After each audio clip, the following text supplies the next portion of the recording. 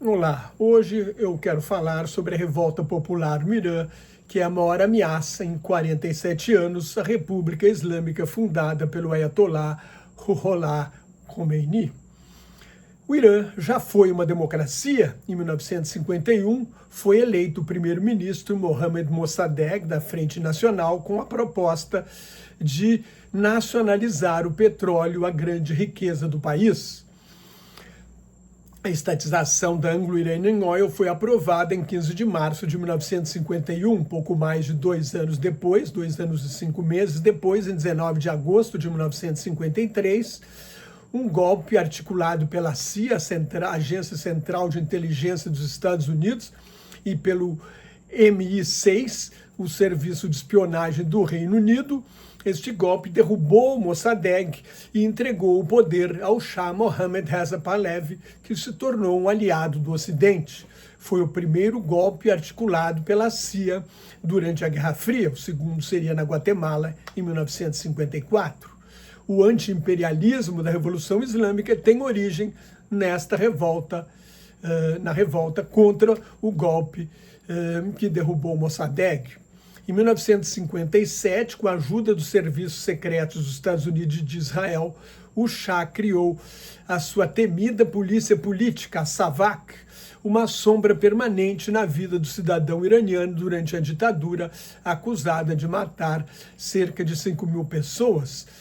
A SAVAK foi outro fator importante para provocar a Revolução de 1979, mas matou muito menos gente do que a ditadura dos ayatolás, que a sucedeu. O regime fundamentalista iraniano foi responsável pelas mortes de 10 a 30 mil pessoas nos primeiros 10 anos no poder. Esses números variam de acordo com a estimativa de diferentes fontes. O Shah proibiu os partidos de oposição e depois impôs um regime de partido único, fez uma modernização conservadora com reformas que promoveram o secularismo e a ocidentalização, tirando, por exemplo, o poder dos ulemás, dos religiosos, sobre o poder judiciário. Em 1963, um então obscuro professor de filosofia na cidade sagrada de Qom, que tinha o título honorífico de Ayatollah, chamado Ruhollah Khomeini, criticou duramente a Revolução Branca, que era o nome dessas reformas da modernização conservadora do Shah. O governo atacou a madraça, a escola onde ele dava aula, matou vários alunos e prendeu o Ayatollah, que fugiu em 1964 para o exílio na Turquia, no Iraque e finalmente na França. Sob a inspiração do Egito Said Qutb, pai espiritual da rede terrorista Al-Qaeda e do Estado Islâmico, enforcado no Egito em 1966, durante a ditadura de Gamal Abdel Nasser, Khomeini, com base nas ideias de Qutb, desenvolveu sua teoria sobre um Estado Islâmico governado pelo clero. Khomeini traduziu os livros de Qutb para o Farsi, a língua persa, e foi o primeiro a aplicar suas ideias na prática. Said Qutb defendia uma purificação das sociedades islâmicas para afastar qualquer influência ocidental. Ao aplicar leis laicas e seculares em vez da Sharia, a lei islâmica, derivada diretamente do Corão, todos os países muçulmanos seriam apóstatas. Os conceitos de república e revolução não existem no Corão. Por isso, o professor Fred Halliday, especialista em Oriente Médio do Departamento de Relações Internacionais da London School of Economics, foi meu orientador na LSE, definiu o fundamentalismo islâmico como uma espécie de populismo político que pesca no mar do Corão elementos para justificar sua filosofia autoritária. O Shah dos Shahs, Shah significa rei, o rei dos reis, um dos títulos de Pahlavi, gastou 100 milhões de dólares, segundo reportagem do jornal The New York Times, em 1971, para celebrar os supostos 2.500 anos da monarquia iraniana, que ele traçaria até o Império Persa dos reis Dario, Ciro e Xerxes.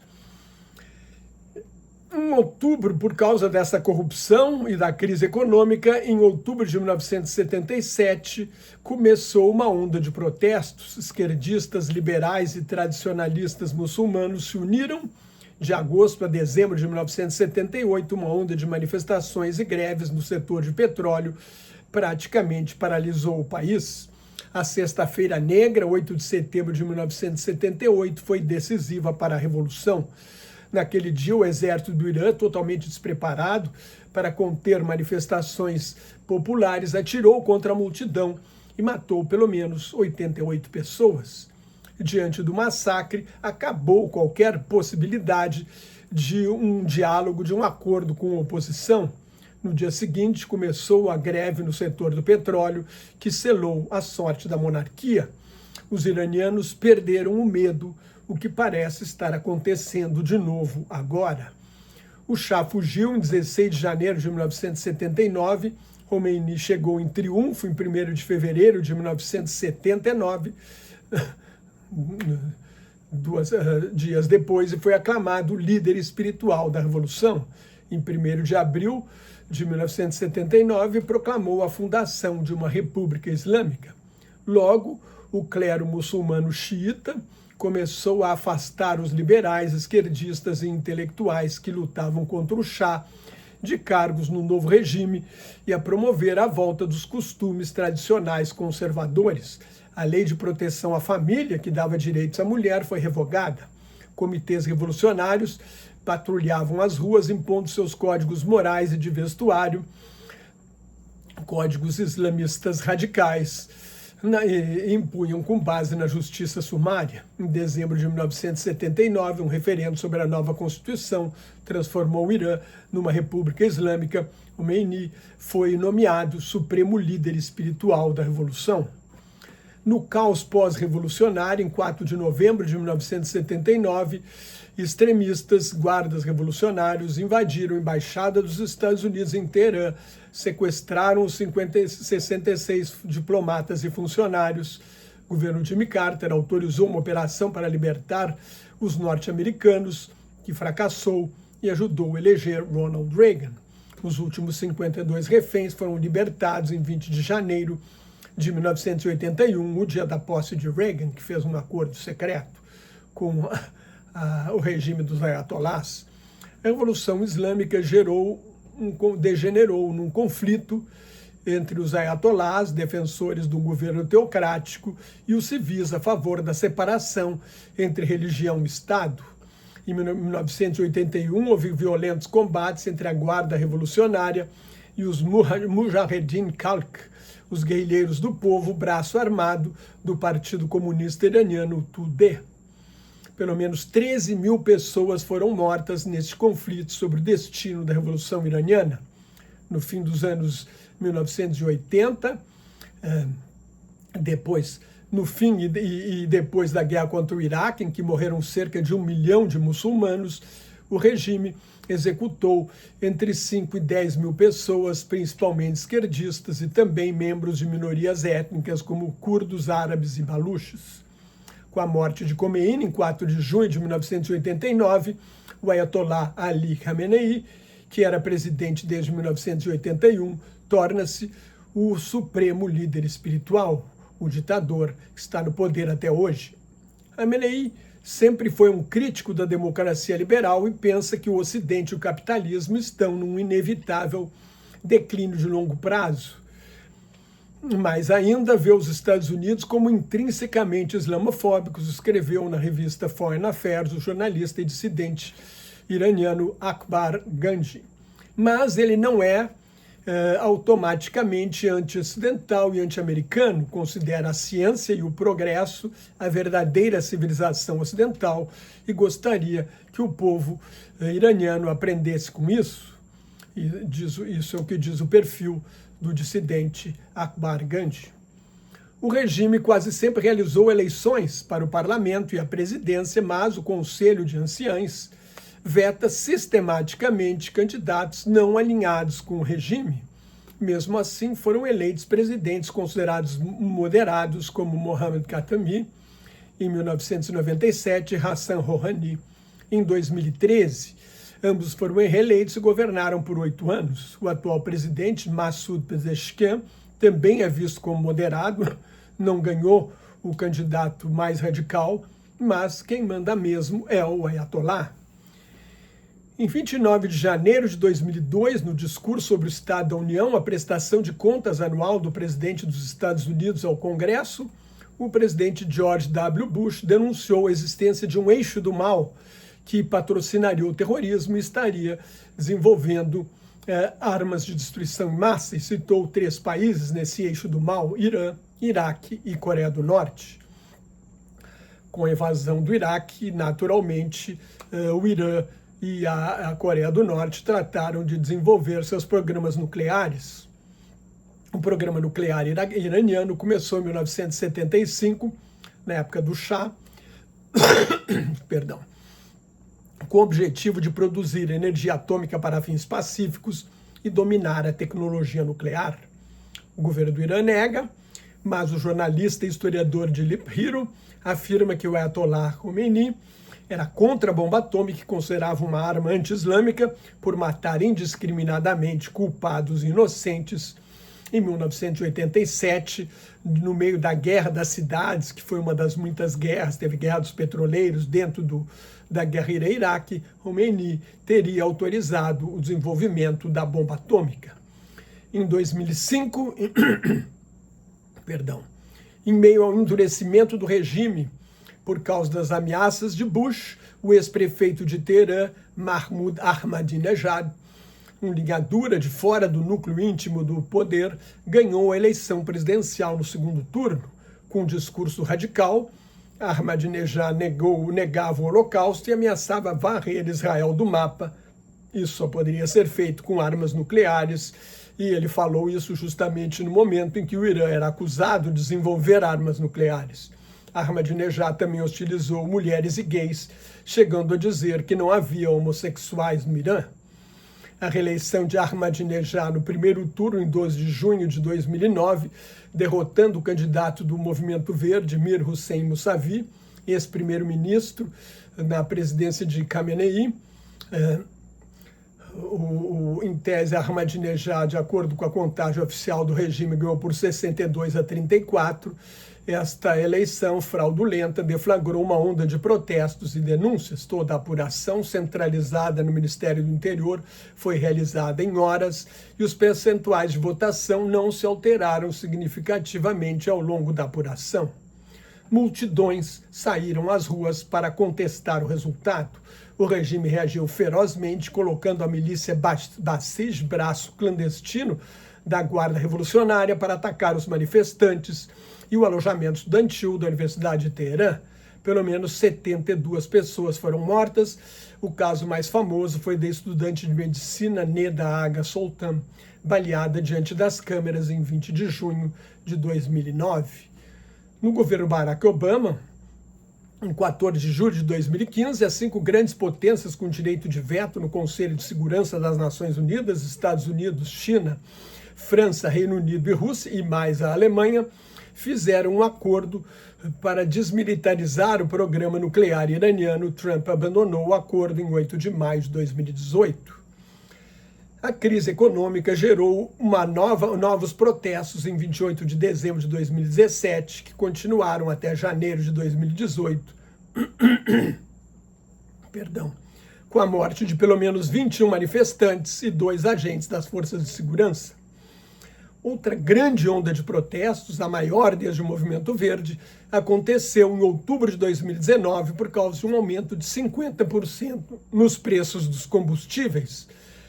Em 3 de janeiro de 2020, no meio dessa onda de protestos, um ataque dos Estados Unidos perto do aeroporto de Bagdá matou o principal general iraniano, Qassem Soleimani, comandante da Força Quds, braço armado da Guarda Revolucionária Iraniana para ações no exterior, responsável por mais de 60 milícias no Oriente Médio. O Irã usava uma estratégia de defesa avançada, levando a guerra para os países vizinhos como maneira de se defender.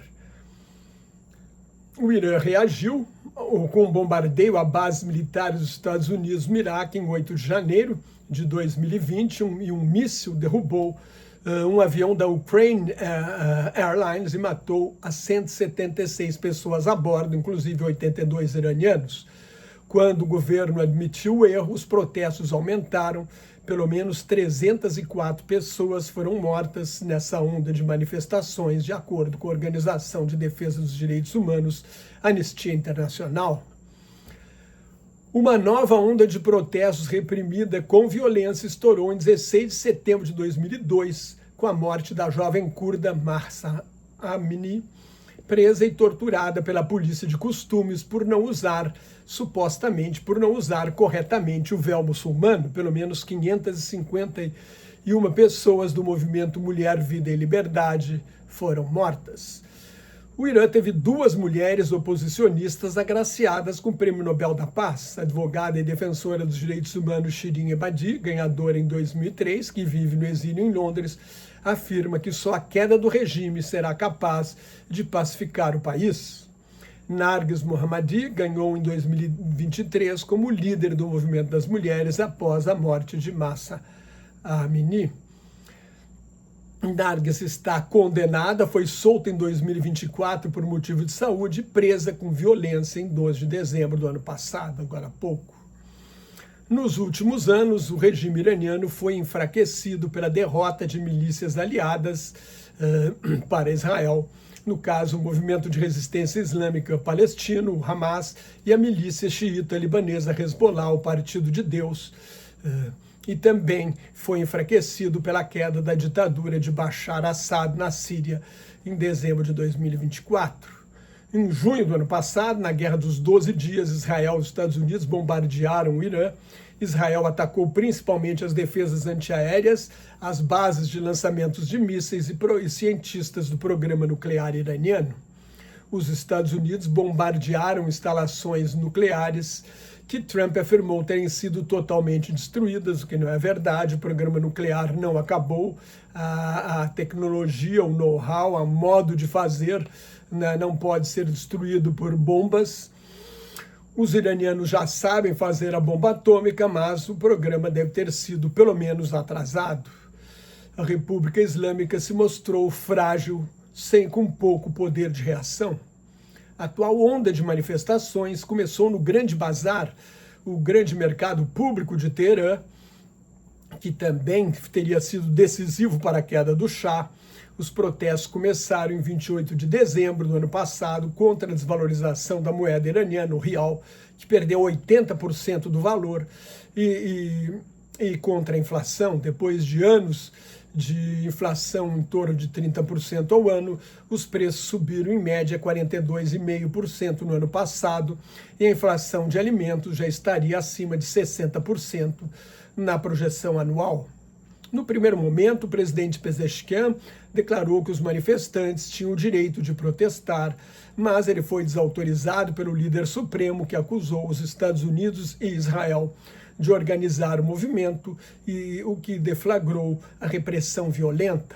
Pelo menos 2.571 pessoas foram mortas até agora, entre elas 2.403 manifestantes e 147 membros das forças de segurança. O presidente Donald Trump já havia autorizado Israel a voltar a atacar o Irã na última visita do primeiro-ministro Benjamin Netanyahu à Casa Branca.